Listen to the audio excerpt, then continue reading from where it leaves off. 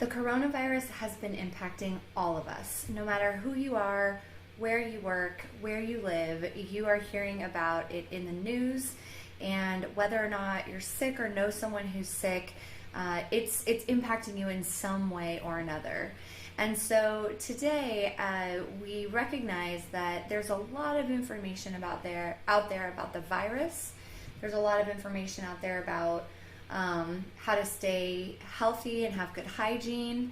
But one of the things that we're not really talking about is communicating through all of the changes happening right now. So I'm coming to you today from my home office, makeshift home office, to talk a little bit about communicating, specifically if you are learning how to telecommute this week or in the coming weeks.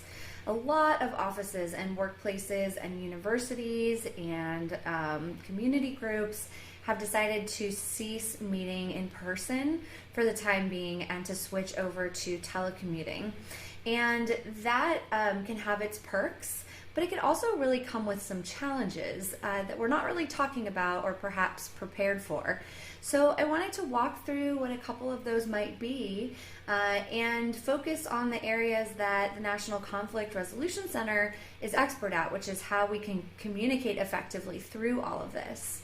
So there's a couple of things to keep in mind as you are perhaps telecommuting, working from home, especially if it's something you're not used to, especially if it's not something you've done historically in the past. First of all, remember as you're communicating with other staff or colleagues that we still all have different communication styles.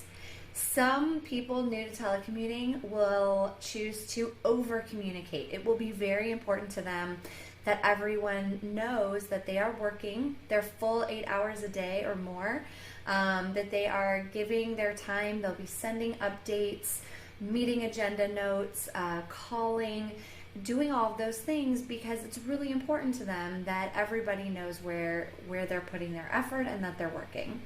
There will be other staff who have a hard time with that part because it's not how they normally communicate. And conflict can really come up in these situations. We can make a lot of assumptions about people, especially in stressful situations like this that maybe we weren't totally prepared for. So it would be really easy to imagine a couple of staff members perhaps getting into it over one feeling like they were carrying more weight of a work project than another one, and assuming that the other one was taking advantage of telecommuting when perhaps they're really not. They're just not an over-communicator. So we want to be careful with the assumptions that we're making about our colleagues at this time. And just be really clear about your expectations. Be clear about your expectations for meetings, remote meetings. Be clear about expectations, especially if you're a manager or supervisor. Don't just assume your staff know what you're expecting to get from them each day.